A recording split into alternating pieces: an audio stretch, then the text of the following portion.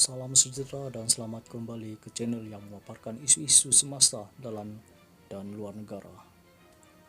Antara isu hari ini adalah Kerajaan PN terlibat dengan blokor rasuah di Sabah. Tindakan membubarkan Dewan Undangan Negeri Dun Sabah oleh Kota Menteri Datuk Sri Syafiee Aptel bagi membolehkan berlakunya pilihan raya negeri Sabah susulan berlakunya pengkhianatan dengan beberapa orang Adun Sabah melompat parti menyatakan sokongan bekas Menteri Tan Sri Musa Aman amat membimbangkan perkembangan politik negara. Beberapa pertubuhan bukan kerajaan NGO turut mengeluarkan kebimbangan dengan perkembangan politik di Sabah. Bahkan ia seakan menjadi tren mudah untuk dilakukan berikutan eksperimen politik yang berjaya melalui tragedi langkah Sheraton sehingga menumbangkan kerajaan Perantara Harapan pada Februari lalu.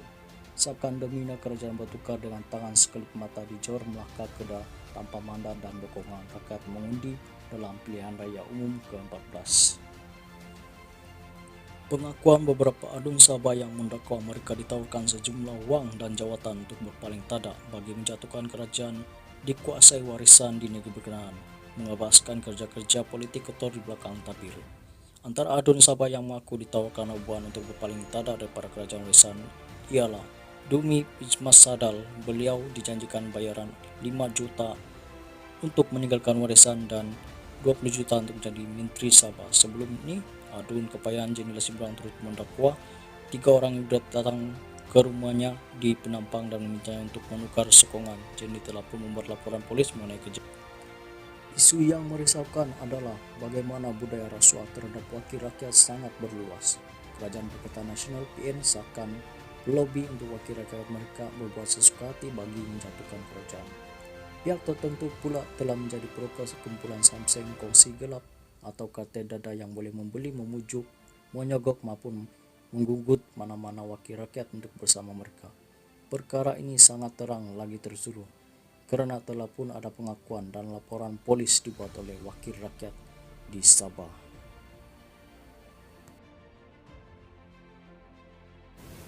Dalam isu kerajaan di Sabah, saya menyatakan sokongan agar Suruhanjaya Pencegah Rasuah Malaysia SPRM bertindak tegas dalam menyiasat serta menangkap para pemberi dan penerima rasuah.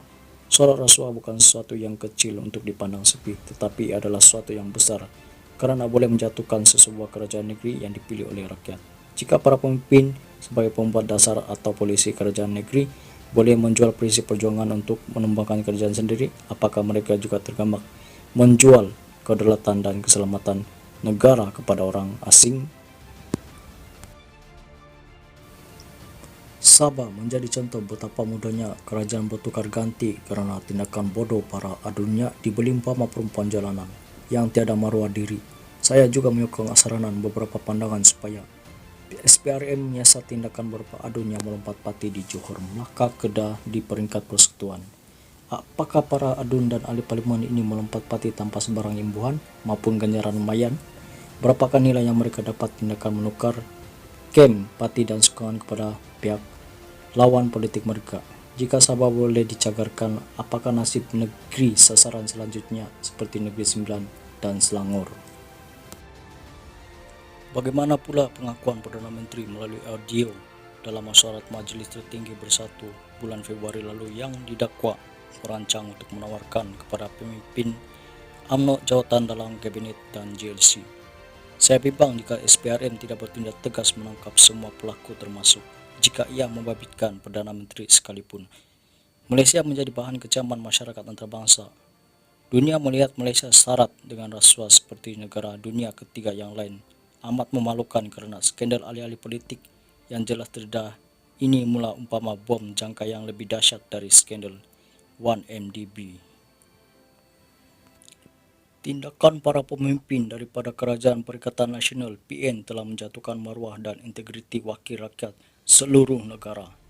Rakyat merasa muak dan jelek dengan aksi menjijikkan wakil rakyat mereka yang dilihat garang dan lantang sebelum ini, namun berubah 360 darjah setelah menjadi wakil rakyat dan melompat pula ke parti lain.